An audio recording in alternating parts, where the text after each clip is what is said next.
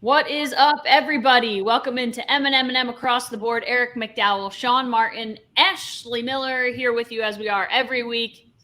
Guys, it's going to be a fun show. I think I always say that, but we've got a little bit of everything. We're going to go NBA. We're going to talk Yanks Mets, a almost no-hitter, as close as you can get to a no-hitter without getting a no-hitter. We're going to do more on the LIV Golf Tour and how controversial that has been because we finally heard from some of the guys we want to hear from, and it's fiery stuff. And we'll, of course, preview the NHL Stanley Cup Finals, which start tonight as we're taping this show on a Wednesday. They start tonight. What's up, guys?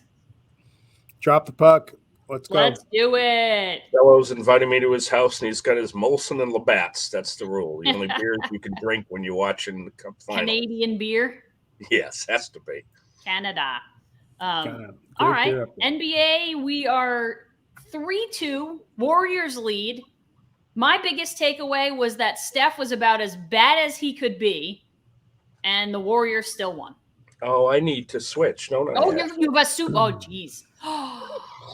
Super hat. Holy This smokes. is just for the NBA segment because I feel like I got a bust on my helmet. Quick story. That's amazing. This was what we had to wear when we did tours with the media at the arena at Oakland, as it was called. That's amazing. And that arena, to say pales in comparison to Chase Center is a compliment. Let's put it that way. I was going to say, does it still exist? It does, huh? Still there, Sean, right? What do they have? Car races, horse shows? What do they do with it? I have no idea. Concerts? I don't know. Well, they're trying to get a WNBA team in there. Oh, okay. But imagine Eric said the arena sucks. Why don't we put a WNBA team in there? Well, sounds about par for the course. Well, look, you could either say it sucks or it's a venerable old barn. All right, it sucks. It sucked in 74. I was going to say, let's ask the ladies what they think about it. I'm sure they'd be like, we want the Chase Center. Give us something like that. Yeah, I went there for the first time in 1974, and it was fun. It was my first ever NBA game, but I can't tell you that it was like, oh my God, I'm in a palatial estate here, real estate. And no, it was a little dark and dingy. Eric, I always think that logo's so weird, but I strangely love it. Like, I love the old logo. I don't know why, but it's so dumb. Like, I don't like the logo itself, but I like the throwback feel of it. Well, remember, that's a time, when Warriors was considered, that's not a good thing, so we want to change it. So we had a guy, mascot named Thunder, walked around. He looked like he was from Blue Man Group. Yeah, I was going to say, he looks like a Blue Man Group alien with the Thunderbolt. Yeah. Times have changed, to say the least. So, I got one message for the Celtics. Oh, yeah. It's easy. Write it down. Get your crayons out. Stop turning the ball over. Yeah, I mean, the games that they've lost, they can't hold on to the ball. They had 18 assists and 18 turnovers. I mean, can't do it. You're negating your assists. Right. They finally had the great third quarter, first 10 points, then they go Warriors going a 10-0 run. But I just want to touch on, I know this is called Game 6, but to me it's Game 7. Let's be honest. So, they have to play like it's a Game 7. Season's over if they lose. So look at Pierce on the sideline. Look at the banners. Here I go again. But just be grateful you're playing a game at home.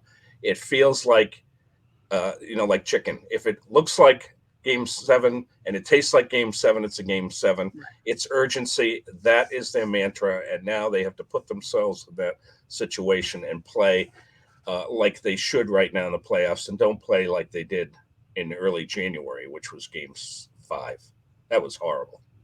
I don't think it's funny because I feel like I said this when we talked about that big game that Al Horford had early in the playoffs. It's like, okay, you prepare for Jason Tatum, you prepare for Jaylen Brown. You don't prepare for that from Al Horford. You prepare for Steph Curry. You prepare for Klay Thompson. You prepare for Draymond Green. You don't prepare for a game like that from Andrew Wiggins. This is a dude who, coming out of college, was one of the most highly touted prospects at the time and has just sort of flown under the radar. They pick him up in Golden State, and he's been a really good, just kind of consistent, still under the radar player on that team. And he finally had basically the breakout game of his career He's been in the league 8 years already, which is hard to imagine. Breakout game of his career, 26 points, 13 rebounds. That dude won the game for them because Steph, like we said, 0 for 9 from 3. First time in 132 postseason games that he didn't have at least 1 3. Yeah, I kind of got a feeling. I mean, Boston, I think you're right. That when Steph is that bad, you got to win that game. Got to win. But look, the Warriors are here more than just Steph, and they had the other guys step up. And, he had a bad night. I've been on the Celtics this entire playoff run, and they've been resilient. When they opened the game the other night and Tatum drives the lane and looks to kick out, which is what they've been doing, and he throws the ball into the third row. Oh, Jesus, what are we doing here? And it almost seems like Boston's trying to play too fast, and they're not disciplined. And, friends of mine are big Celtics fans, and they're saying the biggest difference is it's experience. Steph, and we talked about last week, Steph is playing, they've been in the finals, the Celtics haven't. I think that's a little overplayed because this Celtics group has been in some big games all these years. I can't figure it out. And then Tatum is the guy taking the heat, and Tatum is the guy that should take it. Smart gets some, but they're maddening. I still think they're going to win. I picked them to win at the start, and I'm going to stay with it. Good for you. Oh, hey, why not? So I'm wrong. I'm wrong a lot. Ask my wife. So wouldn't be the first. Brown was 5 for 18, 5 turnovers. But going back to Wiggins, actually, it's a great point because in the NBA, there's always some guys that will have their moment in the sun. Mm-hmm. They got him when they lost Durant, and he's a great guy, great veteran to have off the bench, and he saw an opportunity. But I do want to say hats off. Wait, it takes me, an anvil that I'm wearing here. But Steph Curry had 233 consecutive games with a three-pointer made. I mean, seriously, I'd put that up there with the 56-game hitting streak, or Ripken's streak is a little way over the top. But you don't want Steph Curry upset, and he's not pleased right now. And as we said from the start, he's the best player in the building, and I am petrified tonight that he could, or when this game is played, that he could be the one holding at the end. You just have to look at what he's accomplished, and when he does have over like that and a poor start, it's great the teammates picked it up, but this man is going to take this game over. I just have a hunch he can do that in Boston. I honestly, Eric, I hate to disagree with you. Well, he may take the game over. This is nowhere near DiMaggio and Ripken. It's remarkable, for sure. But when a guy it's fine, right? I'm just trying to find something. Yeah, I know. They're not close. I mean, DiMaggio, you get 4 at bats, maybe 5 in a game. Curry gets how many shots, but it's a remarkable streak, and it's amazing that he goes 0 for 9. You wouldn't ever expect from that guy, but I think he's going to have a big night. But I'm just praying the Celtics can figure it out, and they always have in this playoff run.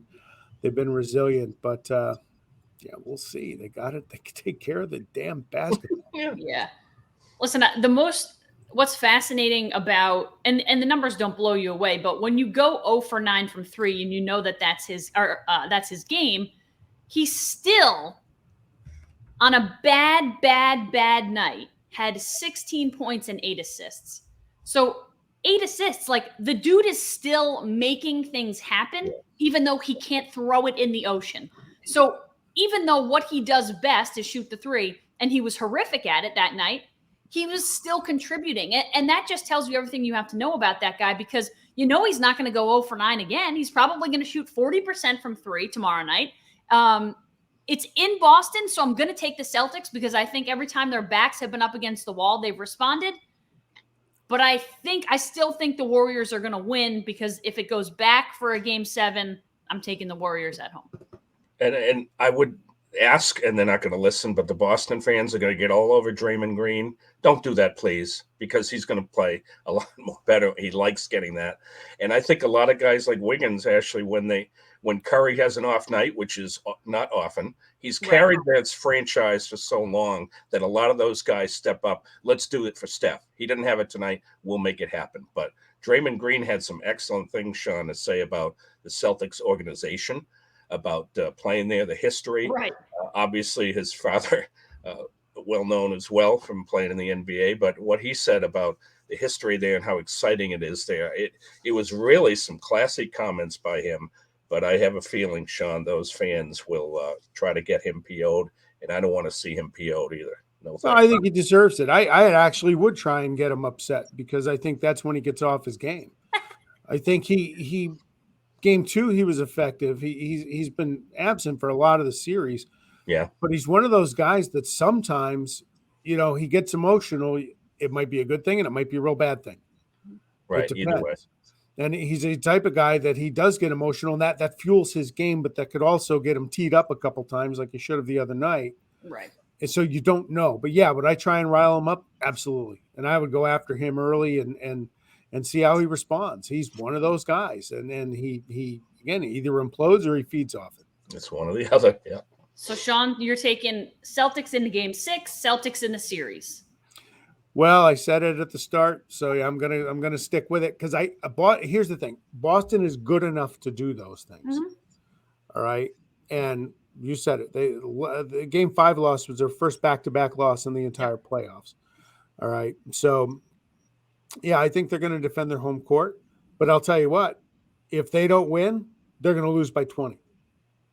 Yes. Okay, Yeah. they're either going to get their doors kicked in or they're going to win Yeah. the game. I don't think there's a middle ground here. And how are they going to handle it? And I remember it was Pat Riley a long, long time ago.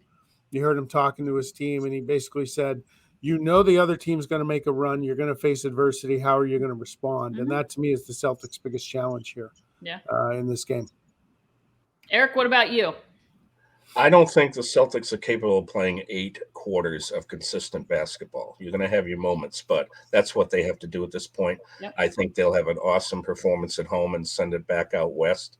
But the only catch-up I want to see is on my hamburger, okay? Because you can't get behind. You lose by 12 or so, and then you could look right back at that awful start. So I do believe it'll go back out west. And what a remarkable season the Celtics have had. Mm-hmm. It would be beyond blow everybody away if they could win it, but I just think Steph and the Warriors are going to take it again. Yeah.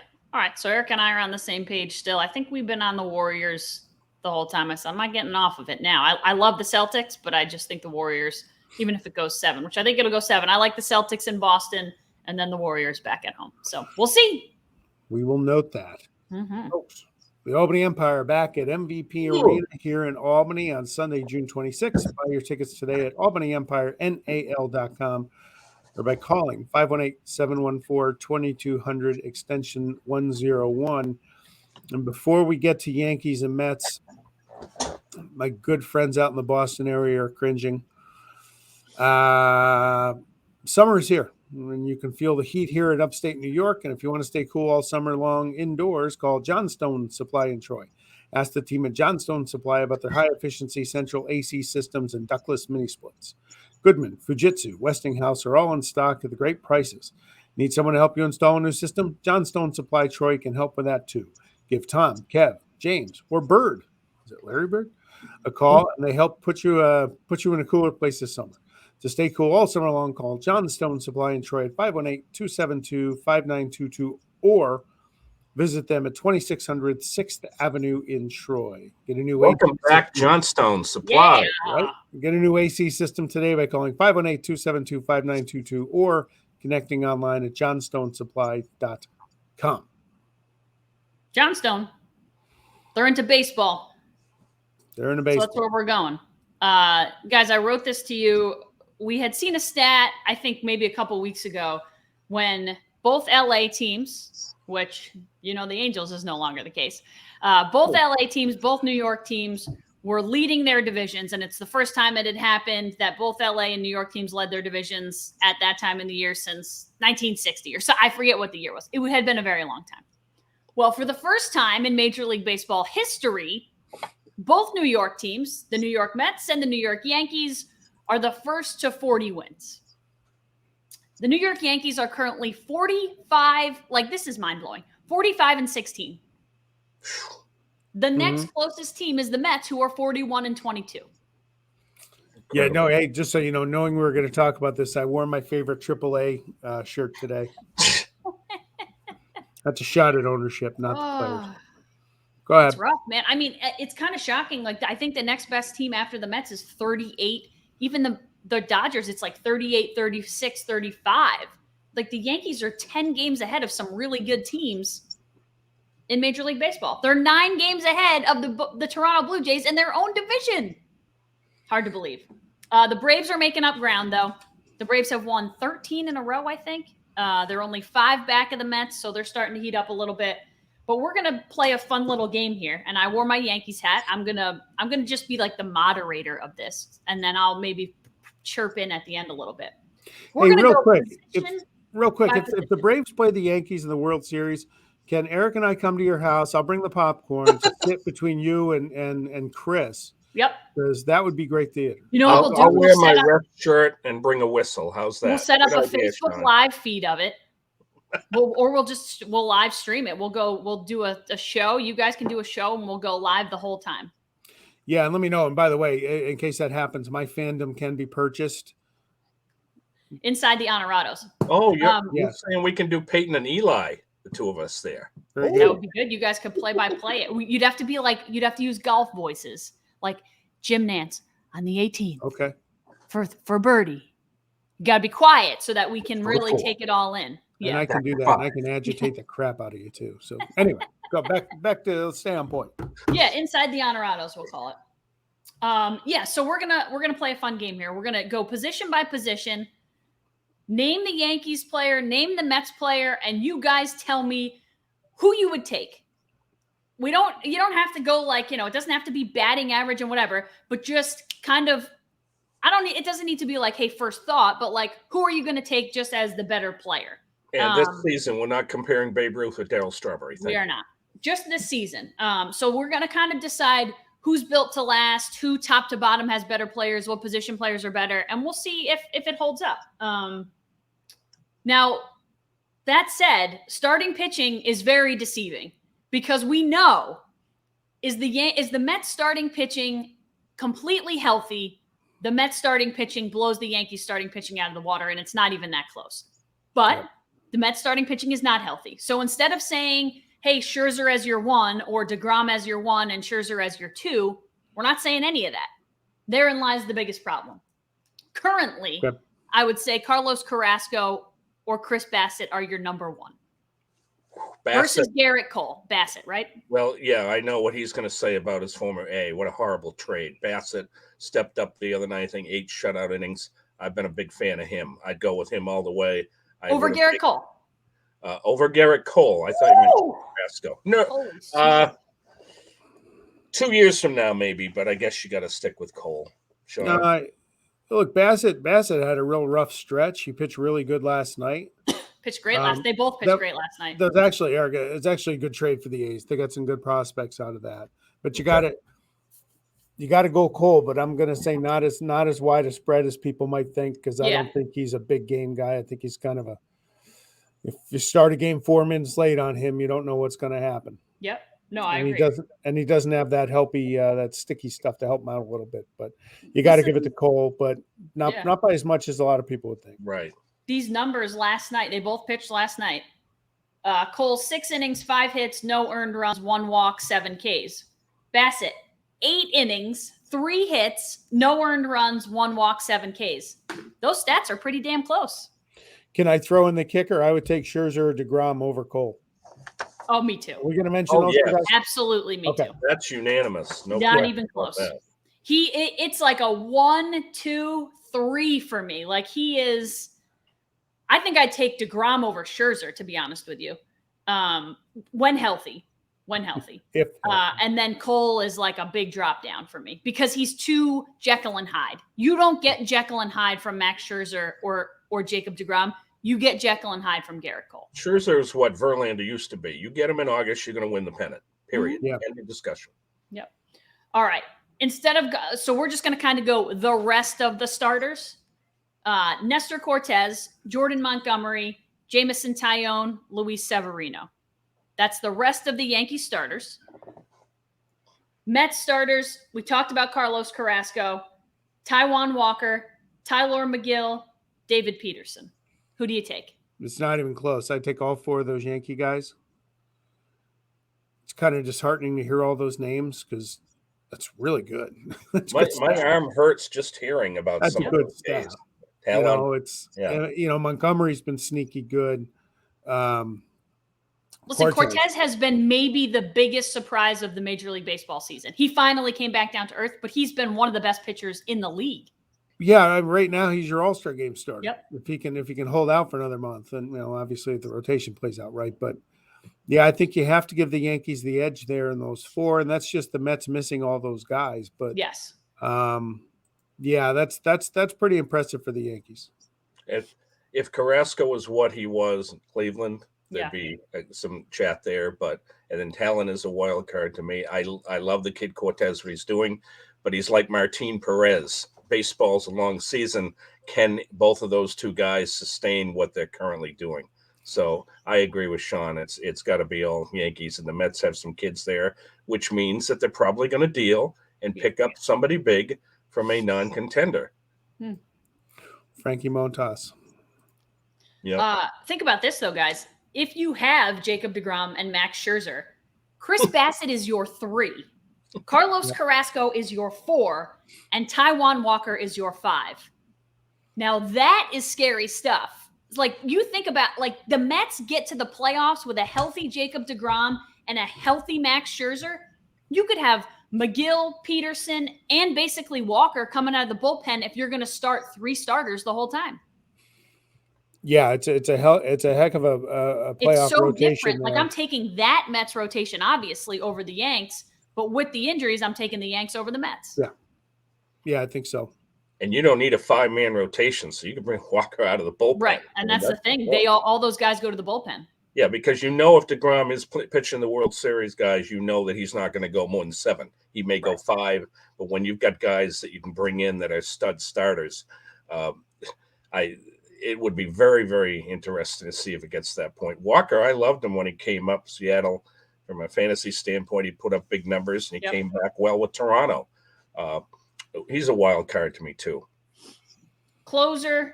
Listen, Chapman's on the IL, but he's your closer. If he's healthy, he's your closer. Edwin Diaz. Yeah, neither one. I mean, Diaz had 50 saves in Seattle.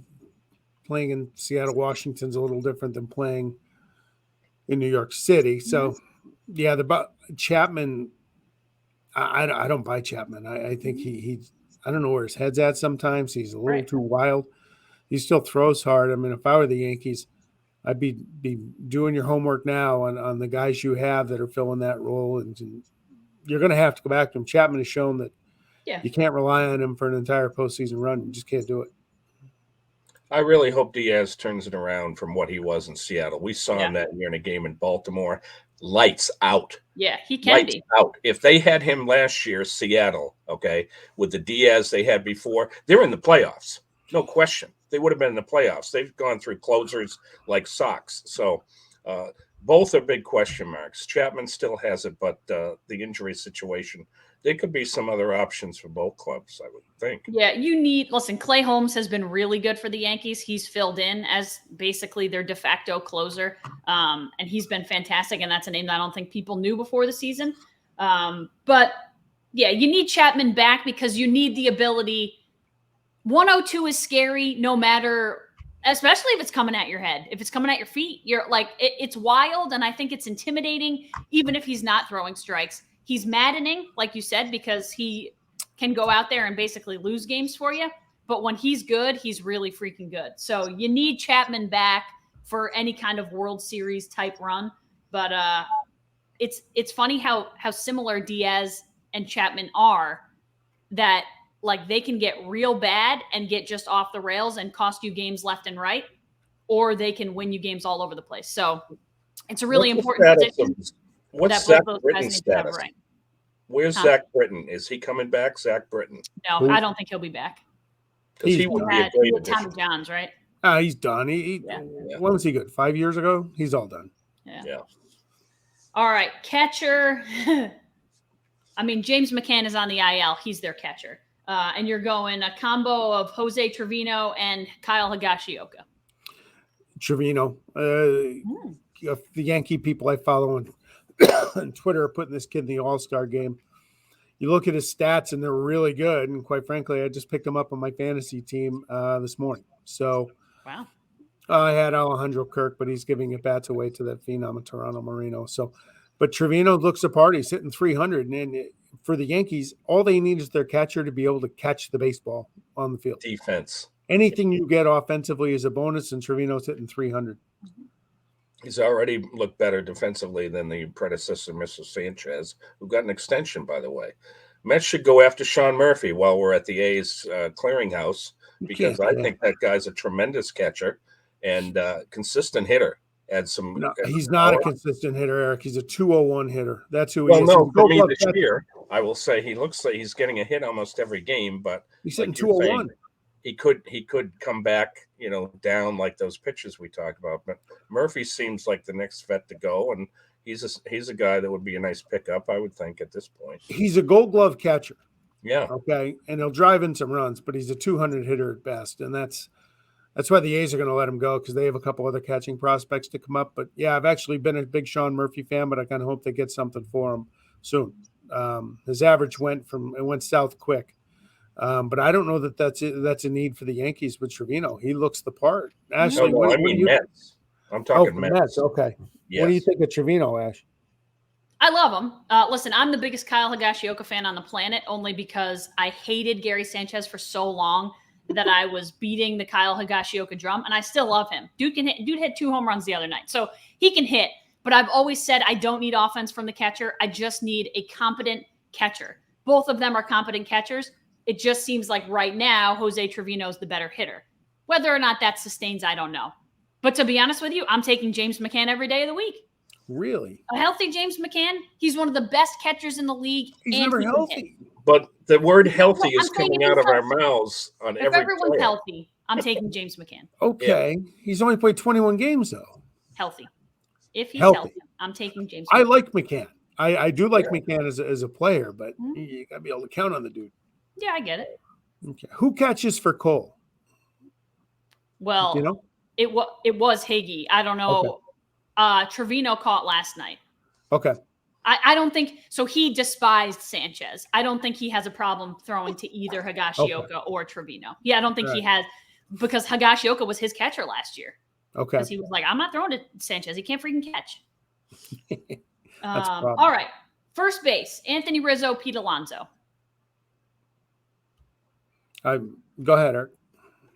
I would go with Alonso personally. I really would. I've always been a fan of him. I really think he's a more productive player overall. Rizzo reminds me of longtime former Twin Red Sox outfielder that would Brunansky, that can be on a roll and then suddenly fall off. So I don't know how much Rizzo has left in the tank. He's in the perfect stadium for him. Would have liked to seen him come to Boston, but he's not the Rizzo of the old days. I really would go with the Mets in that standpoint. I think Rizzo's perfect for the Yankees. He's great for the stadium. He's a great leader. He's one of my favorite players in baseball, but I would take Alonso without even thinking about it. Right. I think you just get better production at the plate, and that's what Alonso brings to the Mets. Yeah.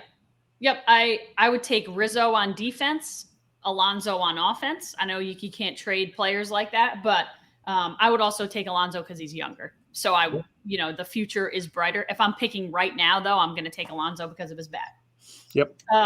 Second base, and this kind of gets hairy because the Yankees are weird. They switch players out all the time. Gleyber Torres doesn't have a real position, but we're going to go second base, LeMahieu versus Jeff McNeil.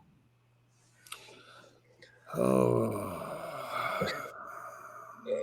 This can't be that much of a question mark. Well, to me, McNeil. You would? Okay. Yeah. Sorry, Ashley.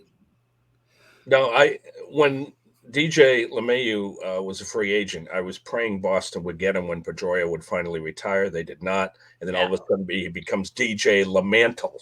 Mm-hmm. So I got to go with him. Proven veteran, quality hitter. We know he's struggled since then a bit, but I would still go with him. Yeah. McNeil. I like McNeil. LeMahieu is not the guy he was 2 years ago, his first year, whatever that was, first year in New York. I like McNeil. He's a 300 hitter. Mm-hmm. And as they say in the movie Moneyball, he gets on base. Mm-hmm. He does. And listen, he's red hot. He's been the Mets' best player for the last 2 weeks, probably. I'd go LeMahieu only because I love the guy. And I think he's reverting more back to his form of 2 years ago than he was last year. He can also play every position on the field. McNeil can play a lot of positions too. Like McNeil played left last night, I think. But LeMahieu can play every position on the infield. So I'm taking him. Third base. Technically, it's Josh Donaldson. He's suspended, but if it's not him, it would be DJ, whatever. So we're going to go Donaldson and Eduardo Escobar. Well, Donaldson's old, a jerk, washed so I won't vote for him. I don't blame you. I was going to say something else, but we're trying to keep it a family show. Yes. The Escobar fits perfectly with the Mets because outside of David Wright, their entire 52-year existence, there's been a void at third base. I like Escobar, the player. I think he's better. Mm-hmm. Stats may not bear it. He's had a pretty nice career, very in anonymity in Arizona, especially. But I would take him over Donaldson. But yeah, Donaldson, he brings something to the team. I just don't like him. So not on my team. Well, we have to go back to Donaldson statistics-wise, but that's going back. And please, we will not say the word if healthy, obviously. So I'd go with a kid with the Mets because he's productive. He's added stability in that position. I would go there. If it was a few years ago, obviously Donaldson from an offensive standpoint, but now he has been offensive in a different definition, shall we say. That's good. That's good. Shortstop. I don't think it matters if you consider it Isaiah Kiner-Falefa or Gleyber Torres.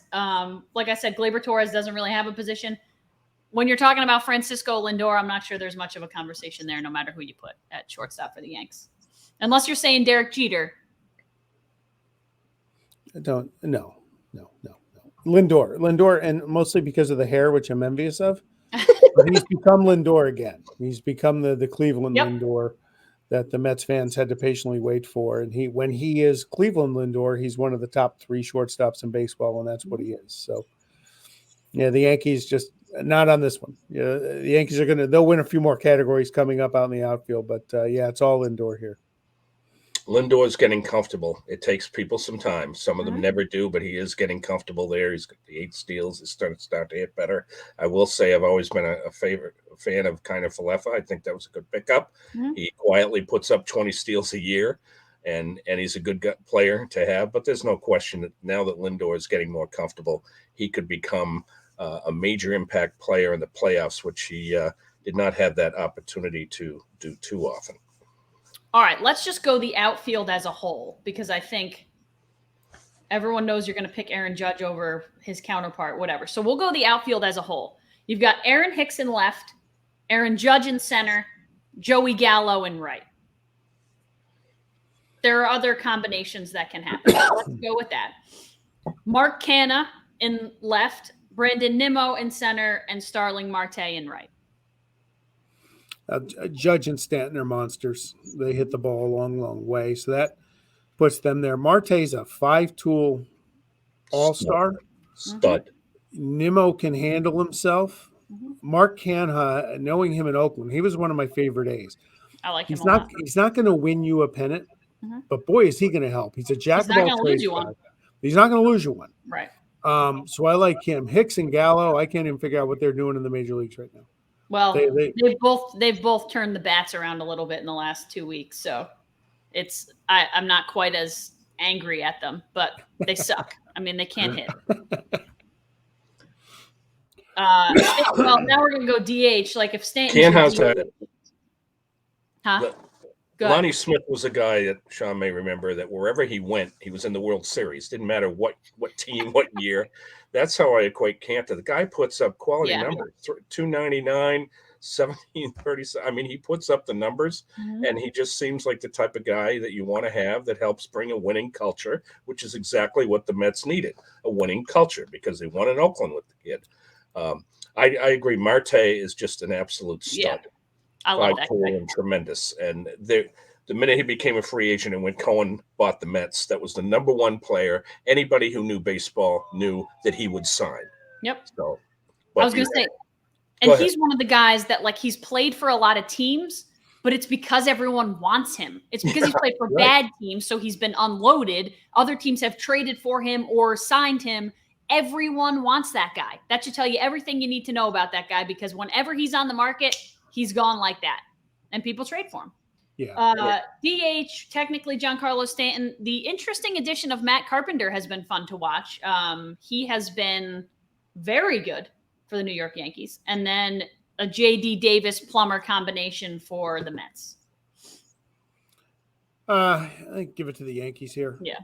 You know, the Yankees, Carpenter's, he's the flavor of the month, right? They bring him up with no expectations, and he's taken New York City by storm. Yep. You know, that probably even out toward the end of the year, but the Yankees have a number of those guys you could plug and play in that spot. Yep. And they'd be better than pretty much anything the Mets have there. Well, this would be a perfect fit for the Mets to go out and get Nelson Cruz, who took the money in Washington. And two players, Nelson Cruz and J.D. Martinez, lit up and popped the champagne when the DH became available in the NL because it opened up all those other jobs. So if I'm the Mets, I would offer some kids to Washington. Washington will take anything right now to make a deal like that. And you got to believe they signed Cruz for that reason, don't you think, to trade him by July? Cruz has been hitting the last couple of weeks. He's refound it, It's hot. Rediscovered it. Yeah, he would be a nice fit because he can still mash. Yeah, and that guy, we talked about it early in the season. Like, he's the king of the 1 year deal because he's getting 10 to 15 million for 1 year and just next team, onto the next team, onto the next team. But if I could make 10 to 15 million a year, I'd play for whoever you want me. I'll play. In Minnesota, they loved him. They raved about him in the clubhouse, the young kids, even the young pitchers. So put him into that Met clubhouse right now. Watch out, as if they need more help, but that would be huge. Fictitious Subway Series, who you picking? Team now? I would take the Mets with Scherzer and DeGrom. Correct. Right now, if we're playing it right now, I'm taking the Yankees. If we're playing it in October when DeGrom and Scherzer are back, I'm taking the Mets. I'm on your wavelength, but I think I want to see what happens in July with the trade deadline before any of that. Yeah. I got you. A non-committal? Nothing? This is the first year that I feel like the Yankees, and not even from a pitching standpoint, I think there's much to be desired in that department. The first year that their lineup feels consistent, productive, top to bottom contributors. It hasn't felt like that in a very long time. I'll commit and I'll say Yankees would take that series. And I think, Ashley, what you're saying here is no more talk injuries because they can plug those injuries. That's the key. I think that's where you're coming from is that we always, Judge gets hurt. They people that can step in and replace those guys. And that way they can get healthier and not rush back and get hurt again, right? Yeah, listen, if they lose an infielder, you've got a guy like Gleyber Torres who's not getting consistent time. If he's my backup option, I'm good. Like a guy like Josh Donaldson, DJ LeMahieu can plug. Like there are just so many options. And while I don't love the outfield, Giancarlo Stanton can play the outfield. He DHs for them. Matt Carpenter can DH. Like there are plenty of things that they can move around. I'm not wishing injuries, and I don't want to see what happens if that happens. But this feels like a deeper team than normal, and they have options. Yeah. At the start of the year, we talked about how it would have been risky for the Mets to give Aaron Judge $300 million, given that he's 30. Do you think they're regretting that right now? No, they're okay. Or do you still got to look at big picture? Yeah, but listen, they're doing just fine, and they're doing it without their best two pitchers. So, like, I think you have to think, what if we get those guys back, can we not make this run without Aaron Judge? I think they can. I'm not saying they're not gonna regret it for the long term. Yeah. But this season they don't need Aaron Judge. They're okay. The Yankees don't need Aaron Judge? No, the Mets. No, I thought you were saying if if you wanted, did the Mets want Judge? I thought you were saying did they not want to offer them? No, I'm saying are the Yankees maybe looking back and saying maybe we should have locked up Judge before the season.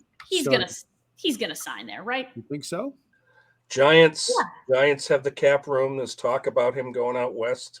Go west. Go ahead. What about to the Mets? How would you feel about that? No, it would suck, but I just think like if you're going to be petty and it's going to be over $30 million, which is ridiculous because $30 million to us is life-changing. if it's going to be over $30 million and you're going to play the I love New York, I want to be in New York, then you're going to take the contract that is a little bit more kind to the team, will allow them to pay other players who can play with you. You're not going to hamstring them into not being able to afford anyone else. Then it's all lip service. If you're just going to walk down to San Francisco and take the bigger money, you're going to do that.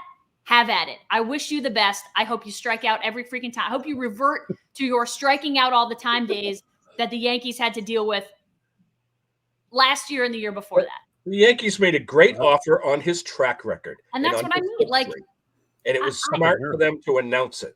I give Captain credit for that. I agree. Struck a nerve. Love it. The contract that he got offered was more than respectable. Yes. Is he outplaying it? Of course he is, because why wouldn't he? But we know how things go with Aaron Judge. If after the All-Star break the dude hits $150, I wouldn't be surprised. We're going to have to loosely schedule a live breaking news report if Judge signs somewhere in the offseason outside of the Bronx, because I want your initial reactions caught in the studio for all time. This is like the third time I've done this on this show. Maybe in a row. Coming. I laugh every time. I know. I'd never give him 6 years and all that money. No way. Sorry. All right. I'll give him 6. I'm not giving him 10. No, he's already 30. At Mohawk Honda, the team can find what you're looking for by searching our lot and the entire Eastern Seaboard just for you. But the real opportunity for you right now is to either trade in or sell your vehicle. Mohawk Honda buys cars, and in some cases, you may be able to sell it for more than you paid for it. The supply chain still faces challenges, which creates a selling opportunity for you. And as always, the team at Mohawk Honda will make the buying and selling experience very easy. You know them as Cars with Kern, Trust Trav Landry, Luis the VIP Man Morales, C-Mac, Let's Do a Deal McKenna, Drive with Deanna Cowles, or you can just talk to the leader in charge, General Manager Greg Johnson. At Mohawk Honda on Freeman's Bridge Road in Scotia, they want to buy your car, and always they go out of their way to please you. Okay. LIV Golf Tournament. This was a fun conversation last week, and things have only kind of developed from there. Yeah. What has been your favorite part about the drama that has developed thus far? I want to see if I can find the picture. Mm-hmm. Right. One of the reporters covering it got muscled out of Phil Mickelson's presser at the LIV. Yeah.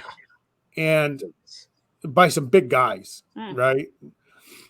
And he texted Greg Norman and said, hey, some of your muscleheads or whatever, just remove me from the thing. I saw it. And Greg Norman's response was, I'll look into it. But somebody took a picture of it, and Greg Norman is standing behind the guy. Right behind him.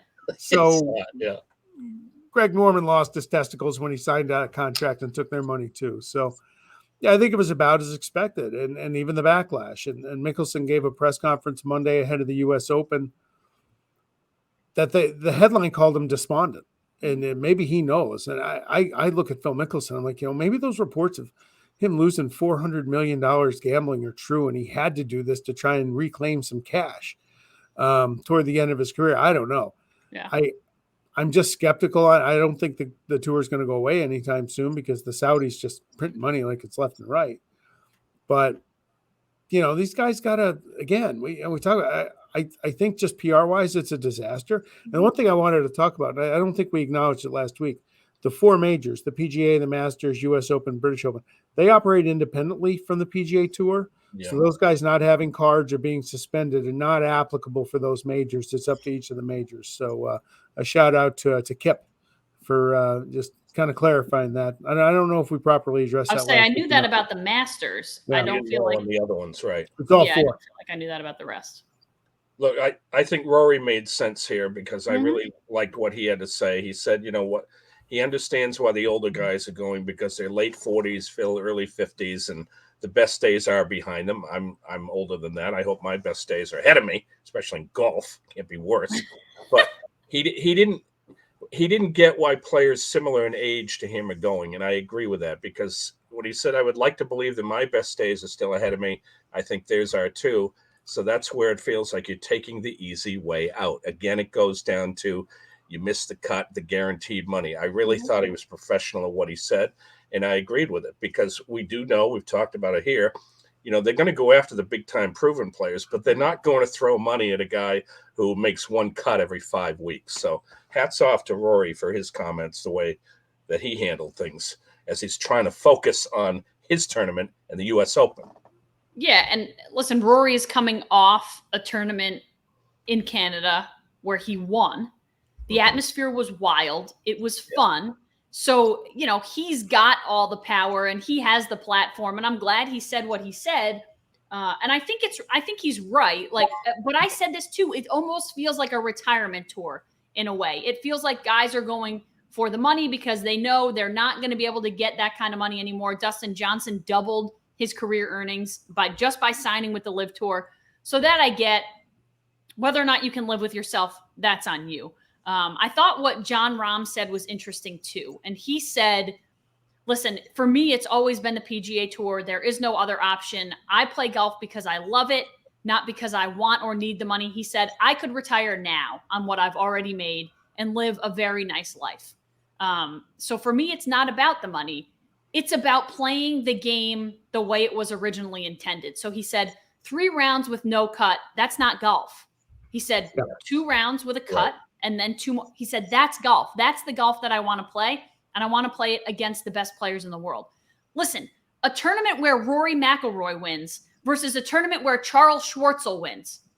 What's the better competition? You already know, based on who won that tournament, where the better players are. Because Charles Schwartzel hasn't won a tournament in a very long time on the PGA Tour. I know he's a major champ. I get it. But he's on the backside of it. He's beyond his prime. Rory McIlroy is probably about in his prime and maybe hasn't won the tournaments that we thought he would, but still has the ability to do that. So for me, it's a no-brainer. Like, the better tour is the PGA. The PGA Tour is not going anywhere. The LIV Tour is not going to affect it other than to honestly bring more attention to it each and every day by asking questions and making controversy, by asking Jon Rahm and Rory McIlroy what they think. Hey, I want to share my screen real quick. So, Eric, if you haven't seen the Greg Norman bit, it's so good. It's fantastic. It's awesome. Good idea. Yeah, I'll share screen. Here he comes.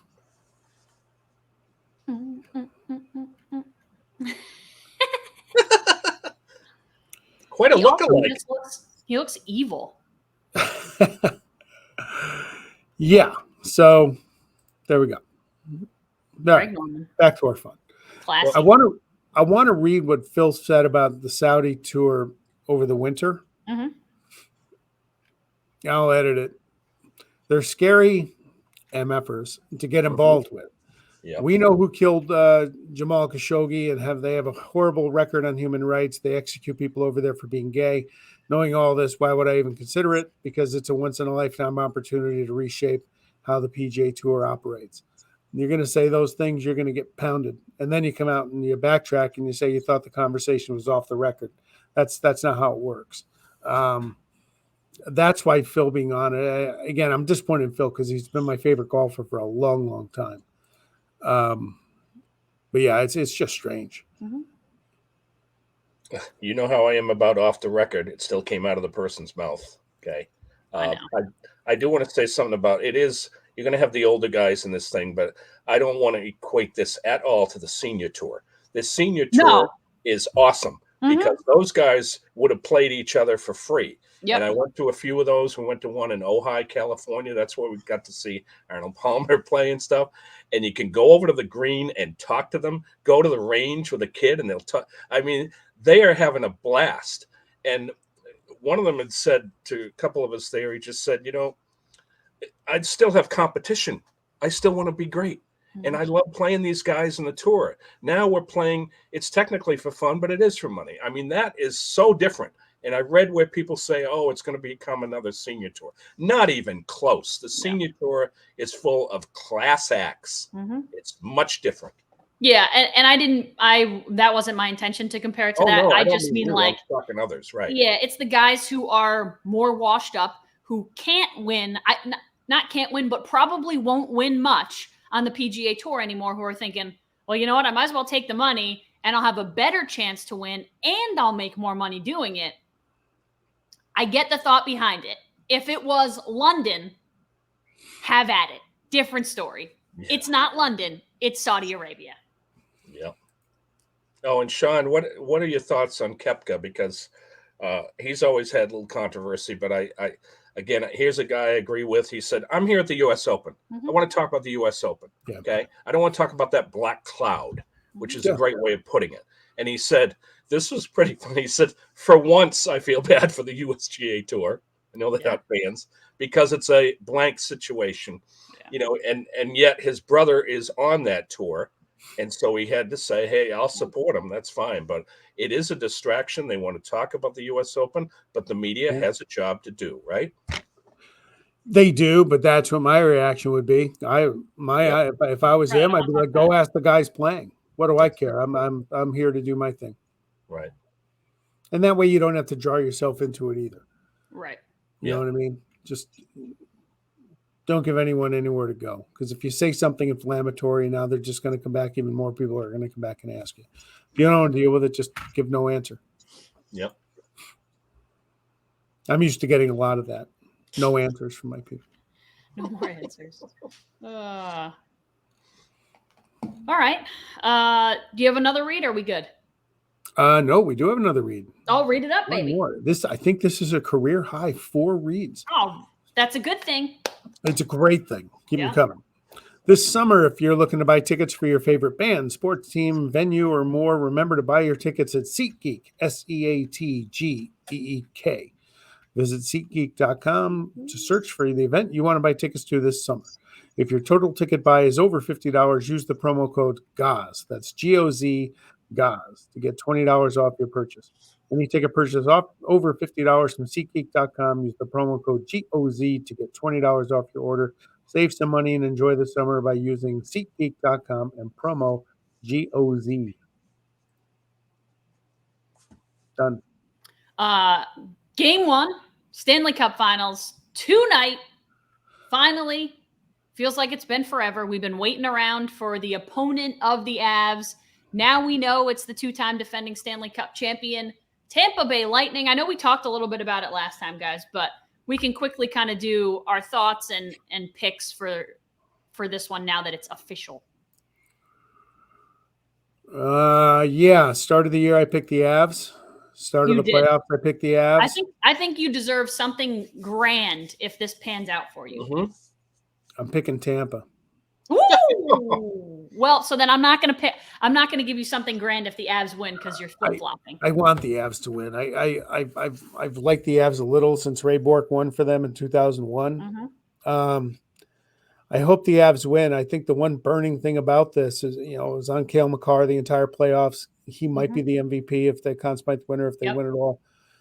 The problem I have with this matchup is Tampa's just shown that it doesn't matter where they finish in the regular season. They're the 2-time champs. They got all the main guys are still here. They've been there and done that. They can win on the road, play well at home, but they have Andrei Vasilevsky in goal and the Avs don't.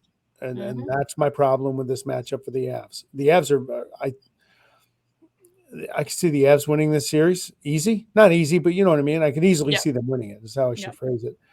I just think Tampa's the champs until somebody knocks them off.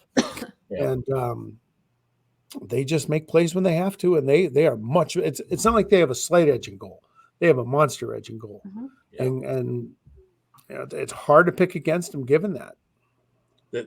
This is a dream matchup, I think. You've got the deep, talented Colorado team that's due for the thing, and then you've got a team that will go into a hockey dynasty Islander thing. We talked about the playoffs beginning. Fluto, by the way, had picked Colorado, if we recall, over Florida, I believe. But the West was going to be wild, and who would have thought that the Avs would just trample their opponents? 10 games, they won. They were 10-2 in 12 games. They really have not faced anybody in Tampa. In Tampa's class, because the Lightning had a tougher road. We have to agree with that. Yep. They beat Toronto, had the best team, wins and cups the team ever had in franchise history. Then they go out and beat the President's Trophy team that had a dominant offense and shut them down, kept them to 3 goals, and then beat a Ranger team that really had a tremendous season, a stud goalie as well. So Tampa got through the tougher road. And I think right now they are just the team to beat. I don't know who I don't care who they're running into. They just looked awesome. I agree with pretty much everything you all said, which is why it doesn't make sense that I'm going to go with the Avs, but I'm going to go with the Avs because I haven't seen anyone test them enough or even close. Obviously the biggest question mark is going to be Kemper in goal. If he's giving up 4 or 5 goals, they're going to have problems. But because listen, they're not going to score 8 goals against Andrei Vasilevsky. I get that. But they might score 4 goals against Andrei Vasilevsky. So I'm going to go with the hot team overall. I understand the Lightning is hot right now, but the hot team overall, their body of work so far from the postseason has been absolutely dominant for all the reasons you've already stated. Kemper is back. I think he can do just enough. And I think the Avs will score against Vasilevsky, even though Vasilevsky is the infinitely better goalie. He can be beaten. The Rangers got 6 on him in game 1. I mean, he's not Superman.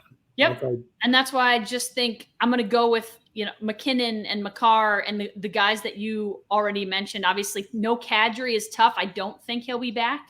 But I'm going to go with Colorado. I hope it's a great series. I hope you're right. I was going to take the Avs. Maybe I'm just trying to jinx them. I don't believe in that, but maybe I am. But I can't stand the Lightning. I'm done with them. Move on, But there's no doubt they're talented. They're talented, and here they are again. And I think Colorado is the better team, top to bottom. But I've seen enough hockey to know that a hot goaltender can win a series for you.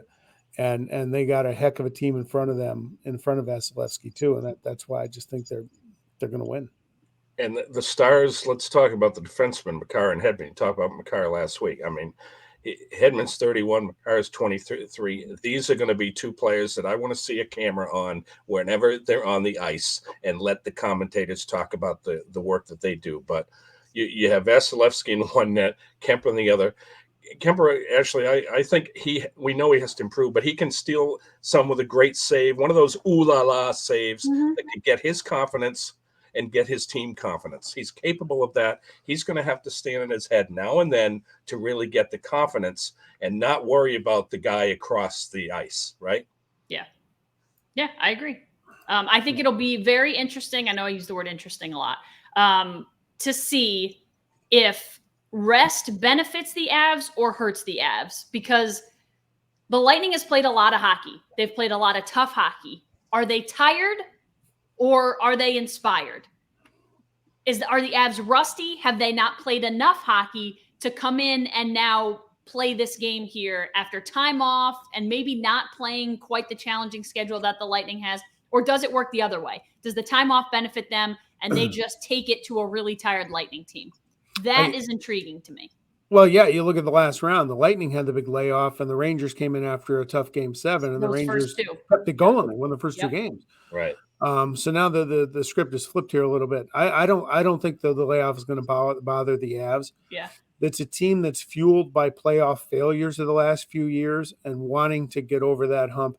They asked Nathan McKinnon last night, what about your legacy? He goes, the legacy is something for you guys. And he goes, I don't worry about that. I'm trying to win hockey games here. So I think it's a team that's focused and they're dialed in. I'm going to pick the Lightning in 6, but if the Avs can get it to a game 7, I think they'll win at home. And that's just me. I hope they win. I don't want Tampa to win this thing. Geez, if I was ever hoping to be wrong about a prediction, this one's it. I'm going to go Avs in 6. Well, it has to go 7. I mean, Colorado's had the awesome regular season. It's really their time, I believe, but Tampa just continues. They have that chip on the shoulder. I don't know what more they have to prove to anybody. Maybe it's because they're in Tampa, but somehow I see the Lightning making it a 3-peat in 7. And as Whiteboards, I know we got to get Eric out of here. Well, I'm going to lead off, and I'm going to have to watch you guys after, but I'm going to go. Good logo, right? That's good. Sean would have been a good bird drawer, though, but no. Now, last week we talked about a farm team, the Orioles in Bowie, Maryland. So today we will talk about the big club in Baltimore. It's nauseating enough for the fans who come out to watch a minor league product, but it's more so with what is happening, as you're hearing about with the Angelos family, the owners of this once proud franchise. It's a nightmare. So retro to 92, Camden Yards Open, beautiful ballpark, great club, brought memories back of parks gone by and became a model for future parks. It was glorious days down there. But in recent years, the park is, I'm sorry, but looking like A's games, and fans are making a statement. Peter Angelos, by the way, is 92, okay? One son, Lewis, brought a lawsuit against the other son, John, alleging he was trying to seize control of the team and his father's holdings. Mother Georgia is a defendant. Please. Oh, God. The suit also includes that John would move the team to Nashville, where he has a home. I think this is a lot of posturing. It's not the first time that a last will and testament is being hashed out when the person is still alive. This is like spilled milk and piled up trash outside a dumpster fire, putting it mildly. And then John Angelos puts out a statement saying it's not his intention to move the O's. So I'll end with the quote from my big friend down there in Maryland. This would not happen if MLB had a commissioner.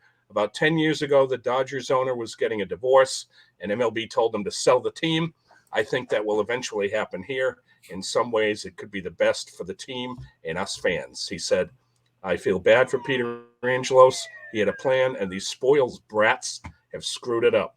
So thank you guys for a great show. I will look Family forward drama. to your whiteboard as we head out. Check out our whiteboards later.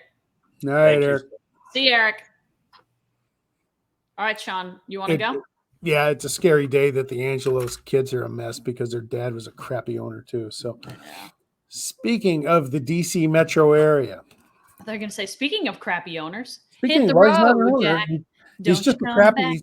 He's just a crappy person. Jack Del Rio. Oh, no doubt.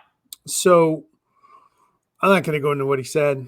Sure. Okay, I want to talk more about the fallout of what he said because Ron Rivera fined Jack Del Rio $100,000 for calling the Capitol riot a dust up, underplaying it, saying not politically correct things about the Black Lives Matter movement. The problem I have with people are all over Ron Rivera and then the Commanders who need some good PR. They've had enough bad PR for a long time. Yes, they have. Saying, well, he's freedom of speech, and for them to find him is inappropriate. Now, hold on. When you got a Commander shirt on and a visor, and you got the backdrop, and you're on site, you're at work. Yep. You're representing that team. You're representing that organization. You deserve the fine. For me, I'm self-employed, but if I did something, my ties to the newspaper I write for, that would have to be acknowledged. Mm-hmm. And actually, correct. You're even if you're not working, you're right. working. I'm working. You're a public figure. Yep. Right.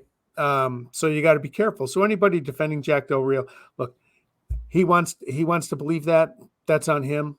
I don't care. He's garbage. He torpedoed the Raiders in 2017, his last year as head coach.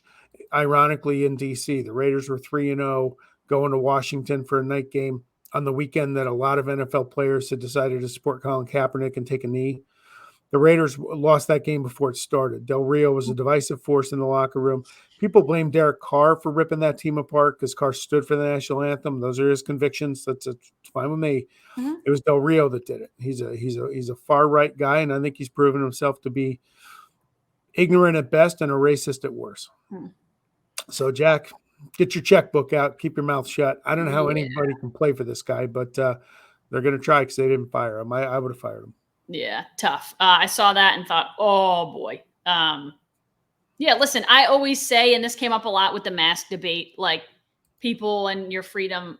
Listen, my work can tell me to do whatever they want. I work for them. If they tell me I have to wear a mask in the building, that I can't say X, Y, and Z while I'm working or even not while I'm not working, I represent them. At the end of the day, they are their own little corporation that can tell me to do whatever they want. So while you think you are free, you are only as free as what you sign up for. And for most of us who work in the real world, we are under that umbrella. So you can't say things that are going to reflect poorly on the organization you work for, or they fine you. Luckily for me, it wouldn't be $100,000, but it might be my job. You know what I mean? Like I can't just say whatever I want and do whatever I want.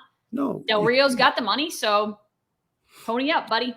Even for me, I'm an independent contractor, but still, when I'm on the job, yep, I'm representing that newspaper. Yep. So I go to an event. I am an extension of that group, and I have to act accordingly. I can't just say or do whatever I want.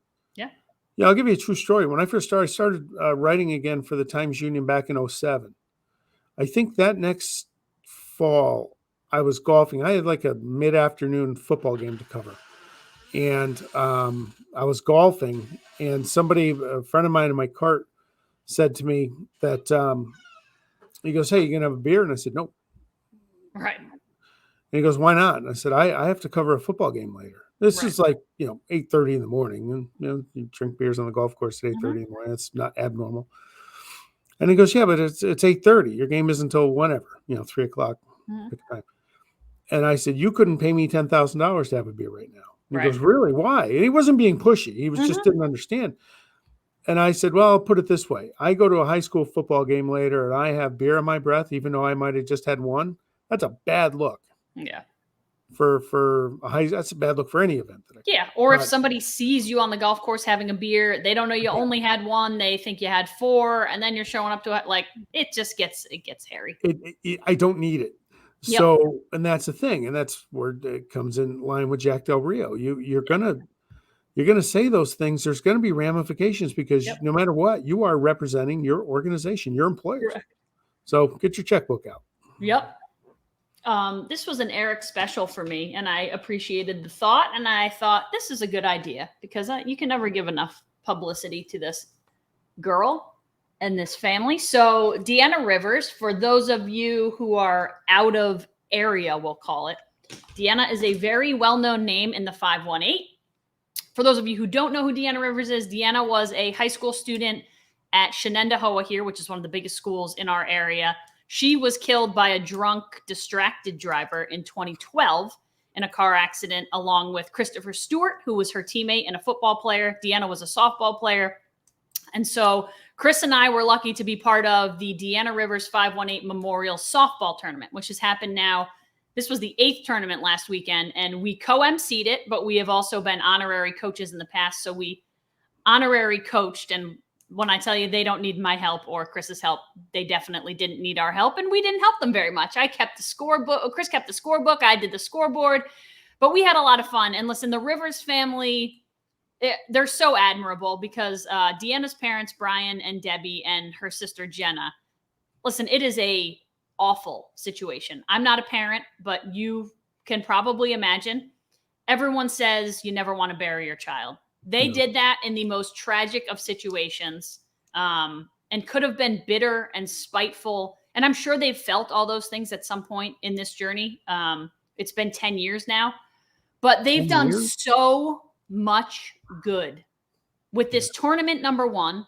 But they have a scholarship fund at this tournament. They donated $10,000 worth of money to 4 different organizations, one of which was Act with Respect Always, the Stillwater Elementary School, the Shen Backpack Program, and the Shen Food Pantry. They donated $2,500, I believe, to each. So $10,000 to causes that they think are good and that Deanna represented, and the positivity that she lived her life with in the short time she was here.